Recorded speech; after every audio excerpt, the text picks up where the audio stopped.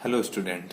तो देखिए, जैसे कि अपन राष्ट्रीय आय के समुच्चयों के बारे में चर्चा कर ही रहे थे, तो देखो इसके आगे अपन चलते हैं। अपन ने पढ़ लिया था जो प्राइवेट इनकम है, व्यक्तिगत आय है, उनके बारे में, व्यक्तिगत खर्च योग्य आय है, जो पर्सनल डिस्पोजेबल इनकम होती है, वहां तक अपन ने पढ़ लिया था। अगला जो समुच्चय है वो है राष्ट्रीय खर्च योग्य आय। जैसे अपने व्यक्तिगत खर्च योग्य आय थी, वैसे ही है राष्ट्रीय खर्च योग्य आय, एनडीआई, नेशनल डिस्पोजेबल इनकम। तो जिस प्रकार अपन ने व्यक्तिगत खर्च योग्य आय याद की थी, वैसे ही नेशनल डिस्पोजेबल आय अर्थात राष्ट्र की खर्च योग्य आय कौन सी होती है, उसकी चर्चा करेंगे। तो देखो, राष्ट्रीय जो खर्च योग्य आय है वो होती है, उसमें क्या होता है, सबसे इंपॉर्टेंट चीज है जो शुद्ध अप्रत्यक्ष कर हैं। जो शुद्ध अप्रत्यक्ष कर होते हैं वो भी क्या होते हैं, शामिल होते हैं। और सूत्र लिख देते हैं पहले। देखो, सूत्र के बाद में ज्यादा एनडीआई बराबर होता है एनआई, नेशनल इनकम तो शामिल होगी पूरी की पूरी, प्लस एनआईटी। ये है एनआईटी का मतलब है नेट इनडायरेक्ट टैक्स। जो भी अप्रत्यक्ष कर हैं, शुद्ध अप्रत्यक्ष कर हैं, उसको शामिल किया जाता है, प्लस एनटीईडब्ल्यू। एनटीईडब्ल्यू है net transfer earning from rest of the world.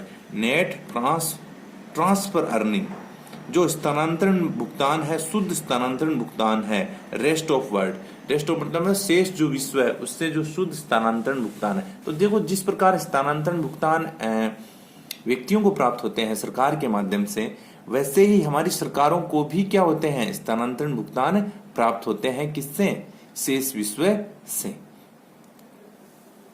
ठीक है। तो देखो, एनडीआई की बात कीजिए तो यहां जो नेशनल डिस्पोजेबल इनकम है, राष्ट्रीय जो खर्च योग्य आय है, उसमें क्या क्या जुड़ेगा, एनआई। एनआई यहां है, एनआई बराबर है नेशनल इनकम, नेशनल इनकम, राष्ट्रीय आय। राष्ट्रीय आय तो पूरी शामिल होगी, प्लस और क्या जुड़ेगा इसमें, और जुड़ेगा एनआईटी। तो एनआईटी क्या है, एनआईटी है net indirect tax, net indirect tax. Net मतलब शुद्ध, इनडायरेक्ट, इनडायरेक्ट का मतलब है, इनडायरेक्ट टैक्स का मतलब है, एक तो डायरेक्ट टैक्स होते हैं प्रत्यक्ष कर, एक होते हैं अप्रत्यक्ष कर। जो कि अप्रत्यक्ष कर वो कर होते हैं, थोड़ा सा मैं बता देता हूं आपको। प्रत्यक्ष कर वो होते हैं डेफिनेशन के रूप में कि जिस पे लगता है उसी को क्या करना पड़ता है, चुकाना पड़ता है। इनडायरेक्ट टैक्स वो होते हैं कि इनका स्थानांतरण किया जा सकता है, लगता किसी और पे है, चुकाता कोई और है। जैसे अपन बिक्री कर की बात करते हैं, अपन बात करते हैं उत्पादन कर की बात करते हैं, सेवा कर की बात करते हैं, ये सारे के सारे किसकी श्रेणी में आते हैं, इनडायरेक्ट टैक्स की श्रेणी में आते हैं। और एनटीईडब्ल्यू, एनटीईडब्ल्यू है नेट ट्रांसफर। देखो, net transfer earning, net transfer, EARNING, earning from rest of world, from rest of world. Rest of world मतलब शेष विश्व से जो भी स्थानांतरण भुगतान, आपको RW लिख देते हैं, रेस्ट ऑफ वर्ल्ड। तो शेष विश्व से जो भी आपको स्थानांतरण भुगतान प्राप्त होते हैं, वो भी किस में जुड़ते हैं, आपकी। देखो, सरकार की जो खर्च योग्य आय है उसका स्तर बहुत बड़ा होता है, इस कारण ही सरकार के पास जो खर्च योग्य आय है उसका स्तर बढ़ जाता है। और जो, क्योंकि इसमें क्या होती हैं, चीजें जुड़ती हैं, जबकि इससे पहले अपन ने बात की थी व्यक्तिगत खर्च योग्य आय, उसमें से चीजें घटती हैं। तो व्यक्ति के पास खर्च करने के लिए आय में कमी होती है, जबकि सरकार के पास खर्च करने के लिए जो आय होती है उसमें वृद्धि होती है।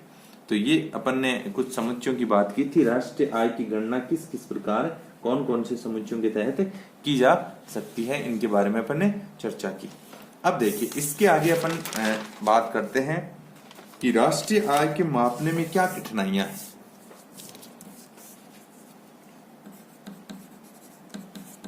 राष्ट्रीय आय के मापन में आने वाली कठिनाइयां।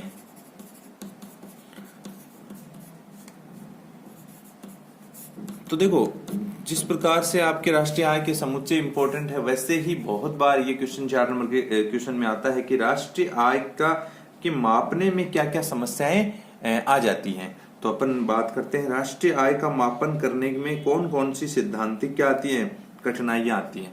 सबसे पहली जो बात है, कुछ प्रमुख समस्याएं हैं जो राष्ट्रीय आय के मापन में अवरोध के रूप में उत्पन्न होती हैं। पहली समस्या है, स्वयं के रोजगार से प्राप्त आय की गणना कठिन कार्य है। स्वयं का रोजगार है, स्वयं के रोजगार, स्वयं का रोजगार, किसी व्यक्ति ने स्वयं को ही रोजगार दे रखा है, तो उससे जो आय प्राप्त होती है उसकी गणना, जैसे एक किसान है वो अपने खेत में कितने समय तक काम करता है, तो उसकी जो आय है उसका मापन करना कठिन होता है, उसका सही सही मापन नहीं किया जा सकता। ठीक है। दूसरा है पुरानी अंतरिम व मध्यवर्ती वस्तुओं के, हाँ जी, तो देखिए, तो अपन चर्चा कर रहे थे कि राष्ट्रीय आय के मापन में क्या क्या कठिनाइयां हैं। तो देखो, एक तो सबसे पहली जो कठिनाई है वो तो ये है कि स्वयं को रोजगार जो दिया जाता है उससे जो प्राप्त आय होती है उसकी गणना कठिन होती है। दूसरी जो बात है, दूसरी जो बात है वो है कि पुरानी अंतरिम व मध्यवर्ती वस्तुओं के मूल्यांकन की कठिनाई होती है। जो वस्तुएं पुरानी हो जाती हैं, कहने का मतलब यह है कि डिप्रिसिएशन कितना हो, पुरानी या मध्यवर्ती जो वस्तुएं होती हैं या फिर अंतरिम जो वस्तुएं होती हैं, बीच में जो काम में आती हैं, ऐसी जो वस्तुएं होती हैं इनका जो सही सही मूल्यांकन या मूल्य का मापन नहीं हो पाता है। तो ये भी एक बहुत बड़ी क्या है, समस्या है, किसमें, राष्ट्रीय आय के मापन में। तीसरी जो समस्या है वो है ऋण पत्रों के बाजार के लेन देन केवल कागजी क्रिया होने से राष्ट्रीय आय में नहीं गिनी जाती। जो अंश पत्र होते हैं या जो ऋण पत्र होते हैं वो कागजी रूप में ही व्यवहार में काम में आते हैं, तो उनसे भी राष्ट्रीय आय की सही सही गणना नहीं हो पाती है। गैर कानूनी क्रियाएं व काला बाजार की जो आर्थिक क्रियाएं होती हैं वो भी सैद्धांतिक रूप से राष्ट्रीय आय की गणना में कठिनाई पैदा करती हैं। जैसे हमारे जो अर्थव्यवस्था की बात की जाए तो यहाँ बहुत काला बाजारी और भ्रष्टाचार, ये सारी चीजें बहुत चरम पे हैं, तो तस्करी वगैरह, तो इनसे क्या होता है, राष्ट्रीय आय का सही सही मापन नहीं हो पाता है। तो ये भी क्या है, एक बहुत बड़ी समस्या है राष्ट्रीय आय के मापन में। और आराम के लिए अवकाश इत्यादि की गणना का कार्य करना भी कठिन है। मतलब किसी व्यक्ति ने कितने समय तक कार्य किया, इसका सही सही बहुत बार क्या नहीं हो पाता है, मूल्यांकन नहीं हो पाता है, जिससे भी राष्ट्रीय आय की गणना में कठिनाई रहती है। तो ये कुछ क्या है, बेसिक समस्याएं हैं जिनके कारण राष्ट्रीय आय का सही सही मापन नहीं हो पाता है। ये राष्ट्रीय आय के मापने में कुछ समस्याएं खड़ी हो जाती हैं। तो अब देखो, ये अपन ने बात कर ली राष्ट्रीय आय के मापन में आने वाली कठिनाइयों के बारे में। अब अगला जो इंपॉर्टेंट बात है इसमें है कि राष्ट्रीय आय का महत्व, राष्ट्रीय आय का महत्व, राष्ट्रीय आय का महत्व कहाँ कहाँ है, कौन कौन से क्षेत्र हैं कि जिससे राष्ट्रीय आय के मापन से हमारी देश की अर्थव्यवस्था के लिए वो बहुत ही इंपॉर्टेंट स्थान रखता है, या राष्ट्रीय आय के मापन से अर्थव्यवस्था को किस प्रकार सुचारू ढंग से क्रियाशील किया जा सकता है। कौन कौन सी ऐसी बातें हैं जो राष्ट्रीय आय के मापन करने से किसी देश के लिए लाभदायक सिद्ध हो सकती हैं, उनके बारे में बात करते हैं। तो देखो, राष्ट्रीय आय किसी देश की अर्थव्यवस्था के लिए एक प्रतिबिंब का कार्य करती है, दर्पण का, मिरर का कार्य करता है, क्योंकि इससे अनुमान लग जाता है कि हमारे देश की अर्थव्यवस्था किस गति से और किस दिशा में जा रही है। तो ये एक बहुत ही इंपॉर्टेंट पहलू है, अर्थात राष्ट्रीय आय किसी देश के बारे में सही सही जानकारी देने के लिए बहुत ही इंपॉर्टेंट स्थान रखता है। तो उसके आर्थिक स्थिति की जानकारी हो जाती है, वहां के रोजगार के बारे में जानकारी हो जाती है, कहाँ कौन सी आय ज्यादा खर्च हो रही है उसके बारे में जानकारी हो जाती है, कितने लोगों को रोजगार या फिर आय का जो वितरण है वो सही ढंग से हो रहा है, रोजगार में वृद्धि हो रही है नहीं हो रही है, ये सारी बातें हैं वो किसके द्वारा, राष्ट्रीय आय के द्वारा ही, राष्ट्रीय आय का जो मापन है उसके द्वारा ही सही ढंग से जो क्षेत्रों में असमानताएं होती हैं, क्षेत्रीय असमानताएं होती हैं, उनके बारे में पता चल जाता है। जो मुख्य मुख्य बातें हैं तो वो है आय का असमान वितरण में सहायक, कि राष्ट्रीय आय से ये पता चल जाता है कि किस क्षेत्र में आय का वितरण कैसा हो रहा है। दूसरी बात है रोजगार में, रोजगार वृद्धि में, रोजगार वृद्धि में सहायक। अर्थव्यवस्था या देश की स्थिति के बारे में, देश की आर्थिक स्थिति, देश की आर्थिक स्थिति के बारे में पता चलता है।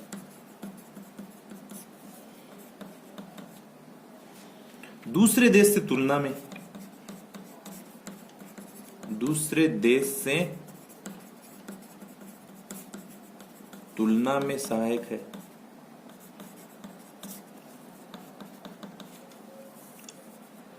तो ये बहुत सारी बातें हैं जो राष्ट्रीय आय के महत्व को क्या कर देती हैं, बढ़ा देती हैं। और भी बहुत सारी बातें हैं। फिर देखो इनसे क्या होता है, इनसे राष्ट्रीय आय से सबसे इंपॉर्टेंट बात ये हो जाती है कि फिर इनसे ये मदद मिलती है कि हमारी जो अर्थव्यवस्था है उसकी जो योजनाएं हैं, कहने का मतलब है योजना निर्माण में सहायक है। ये इंपॉर्टेंट पहलू आ जाता है, योजना निर्माण में सहायक है। योजनाओं का जो पंचवर्षीय योजनाएं हमारे यहाँ देश की अर्थव्यवस्था को सुचारू ढंग से लागू चलाने के लिए जो पंचवर्षीय योजनाएं 5 ईयर प्लान बनाए जाते हैं उनके लिए बहुत ही इंपॉर्टेंट है। देश के जो उद्योग हैं, उद्योगों का क्रियान्वयन में सहायक है कि किस प्रकार के उद्योगों की हमें ज्यादा जरूरत है, कौन से उद्योगों में ज्यादा लोगों को रोजगार मुहैया हो सकेगा, तो किस प्रकार के उद्योग ज्यादा से ज्यादा लगाए जाएं, उसके लिए बहुत ही इंपॉर्टेंट स्थान रखता है। तो राष्ट्रीय आय का यहाँ भी बहुत ज्यादा महत्व है। और सबसे इंपॉर्टेंट बात है जो अपने यहाँ जैसे गरीबी रेखा के नीचे के लोगों के लिए योजना बनाने में, गरीबी रेखा के नीचे जो लोग जीवन यापन कर रहे हैं, बहुत सारे जो बीपीएल अपन कहते हैं, बिलो पॉवर्टी लाइन, ऐसे जो लोग हैं उनके लिए किस प्रकार की सरकार योजनाएं बनाए, इसके लिए बहुत इंपॉर्टेंट स्थान रखती है। कौन है?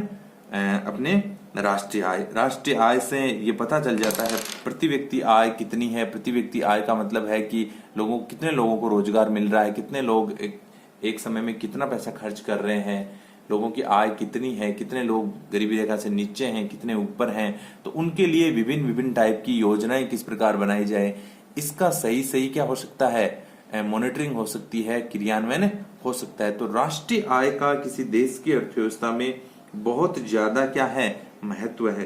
किस प्रकार हमारे देश में किस प्रकार की और अलग से राष्ट्रीय आय की संरचना में प्रति व्यक्ति की जो आय है उसके स्तर का पता लग जाता है। और इसके जो पुनर्वितरण है, आय का जो पुनर्वितरण है, अर्थव्यवस्था के जो स्वरूप को चेंज करने की बात है, उनको क्या किया जा सकता है, बदला जा सकता है। हमें वर्तमान समय की परिस्थितियों के हिसाब से हमारी अर्थव्यवस्था में किस प्रकार के बदलाव की जरूरत पड़ेगी, ये सारी बातें किसके द्वारा, राष्ट्रीय आय के द्वारा ही क्या की जा सकती हैं, बदली जा सकती हैं या चेंज की जा सकती हैं। तो इस प्रकार हम कह सकते हैं कि भाई राष्ट्रीय आय का किसी भी देश की अर्थव्यवस्था में बहुत ज्यादा क्या है, महत्व है, महत्वपूर्ण स्थान है। इसके द्वारा ही अर्थव्यवस्था का सही सही संचालन हो पाएगा। तो इस प्रकार आपका ये जो चैप्टर है वो पूरा हुआ कि राष्ट्रीय आय, अपन ने इसमें चर्चा कर ली कि राष्ट्रीय आय के मापने में कौन कौन सी समस्याएं होती हैं। कुछ आमूलचूल समस्याएं ऐसी हैं जो राष्ट्रीय आय का सही से पता नहीं चलने जाती है। मेन जो काला बाजारी या फिर जो अपन कहते हैं ब्लैक इकोनॉमी साथ में चलती है, इसके कारण राष्ट्रीय आय का सही मापन नहीं हो पाता है। दूसरा कुछ और भी ऐसी समस्याएं हैं जिसके कारण राष्ट्रीय आय के मापन में कुछ आमूलचूल समस्याएं सामने प्रकट होती हैं। तो ये तो कुछ क्या थी, मापने में समस्याएं थी। फिर उसके राष्ट्रीय आय के महत्व की बात थी। महत्व बहुत ही इंपॉर्टेंट है। राष्ट्रीय आय के हमारी जो अर्थव्यवस्था है उसको सुचारू ढंग से चलाने के लिए हमारे देश की अर्थव्यवस्था में राष्ट्रीय आय का जो महत्व है वो बहुत ज्यादा है। तो इस प्रकार हमने इसके महत्वों के द्वारा हमारी अर्थव्यवस्था के जो स्वरूप है उसके बारे में बात की। इसमें किस प्रकार बदलाव किया जाए, किस प्रकार उसको चेंज किया जाए जिससे कि ज्यादा से ज्यादा लोगों को रोजगार मिल सके, देश की अर्थव्यवस्था सुदृढ़ हो सके, उसको और ज्यादा आगे बढ़ाया जा सके। ये सब अपन ने पढ़ा। तो ये इस प्रकार आपका ये चैप्टर पूरा हुआ। ठीक है।